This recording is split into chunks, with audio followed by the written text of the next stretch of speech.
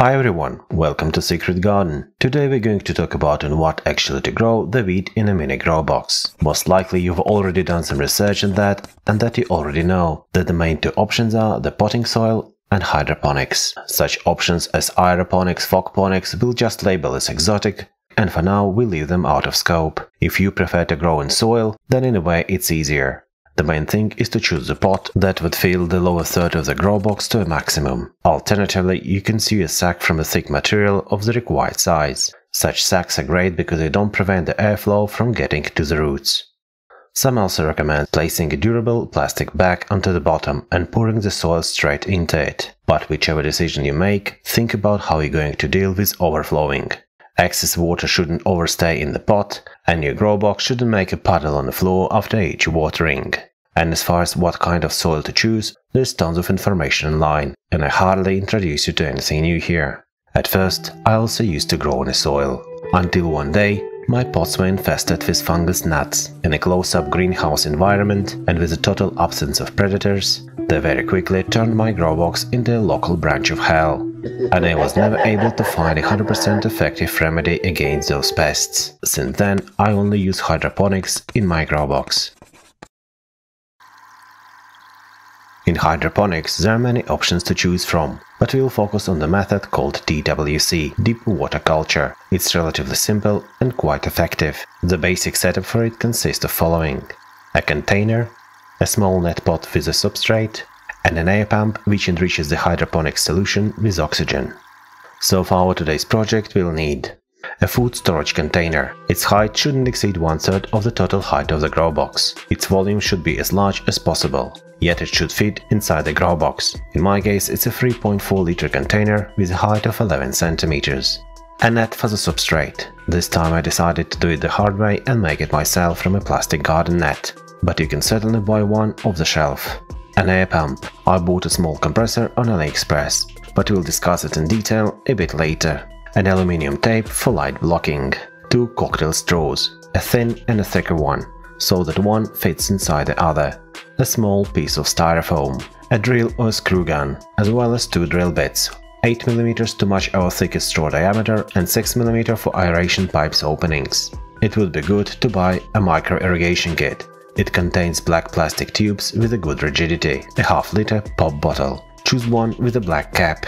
A bit more about the air pump. I believe it's a perfect device for microgrowing and had lots of advantages. It's compact, it's inexpensive, it's powered from USB port, and most importantly, it's really quiet. In fact, when it's on, you're more likely to hear the water bubbles than it's buzzing. The air pump also comes with a tube and an air stone, so for about $5 you get everything you need. When using it for the first time, definitely soak the air stone in the water for about 15 minutes. The smaller the bubbles, the better. I wouldn't recommend adding another air stone. The quality of the bubbles will most likely get worse. If for some reason it seems to you that there is not enough aeration, simply add one more air pump, and don't try to achieve more power. Since you've chosen the way of the micro and stealth growing, remember the 2 quiet air pumps are much better than one powerful but noisy one. Let's now estimate the size of the net for the substrate. I haven't been able to find any strict rules concerning this matter. Some use a lot of substrate, some just a small amount, and some use none at all. Therefore, I will be using just a rough estimation. The level of solution should be slightly lower than the net. If the net is too deep, there won't be enough room left for the solution, so I decided to stop at a depth of 4 centimeters. This will allow me to pour into the container a little over 2 liters of the solution. Let's now measure the width and the length at 5 centimeters both and mark the corresponding opening on the lid.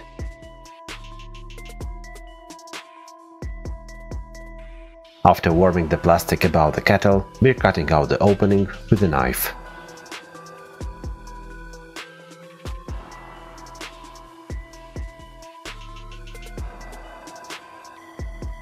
Next we're cutting the net with some reserve, so that we can then glue it onto the lid of the container.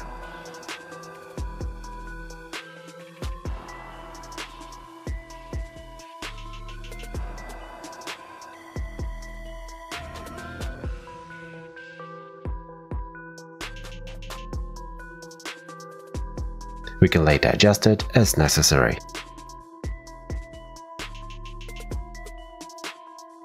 Now we need to make 3 additional holes in the lid, one 8mm hole on the one side and 2 6mm holes on the other. I decided to make a float that will help to observe the level of the solution in the container. It's not a required element of the system, but it may make your life somewhat easier down the road. For that, we insert into the hole a small piece of thicker straw. It will be our guide tube.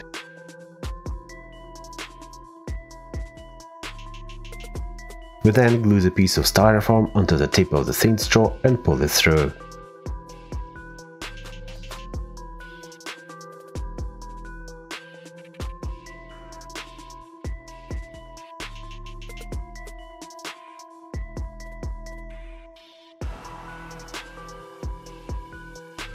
First we mark the 0 point, then pour 1 liter,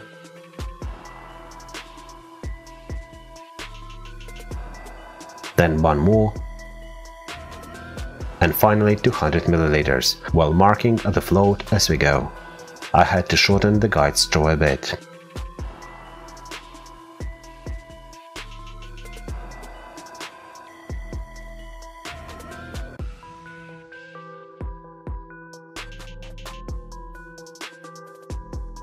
The end of the straw needs a small thickening, so that the float doesn't fall out every time we open the lid. The other 2 openings are intended for the air pump tube and the tube for adding and discharging the solution. We then glue on the net for substrate with the hot melt glue.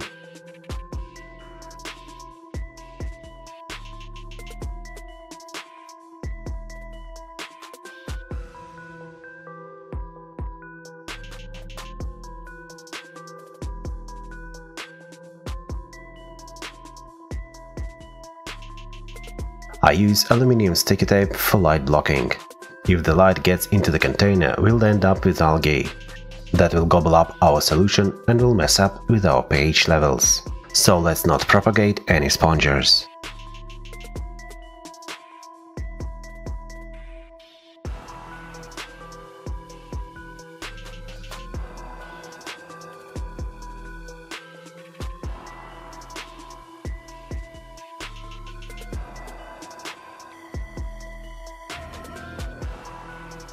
Along the perimeter of the lid we now have to insert several small screws.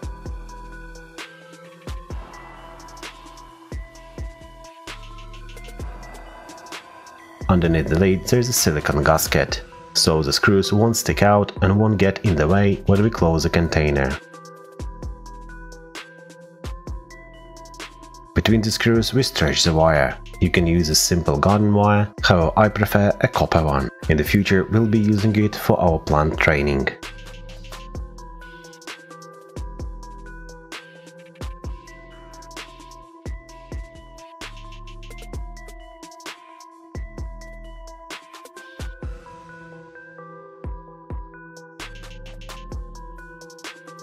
I'm going to use clay pebbles for the substrate.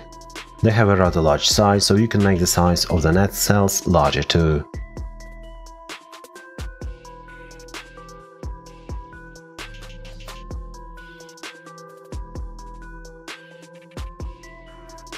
To prevent the container from blocking the inlet vents, we'll make small legs for it using pieces of the plastic tube and hot melt glue.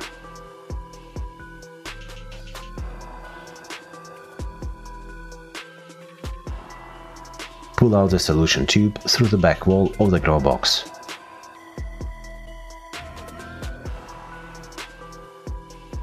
Drill a 6mm hole in the cap from the Coke bottle. We drill it not in the center, but rather closer to the edge. After that we attach the cap to the end of the tube with hot melt glue or silicone. Cut off the bottom of the bottle itself.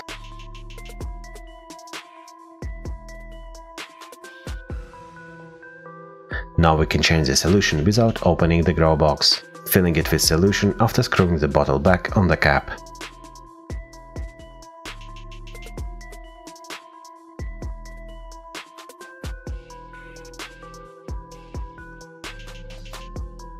We drain the solution by placing the grow box on a stand and sucking the solution out with a syringe, then draining it out into a separate dish.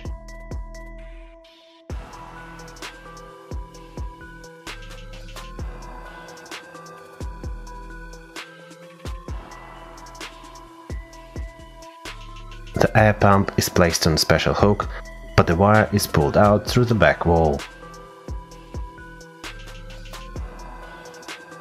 The hydroponic setup is now ready to use. And that's it for today. Happy growing everyone, goodbye!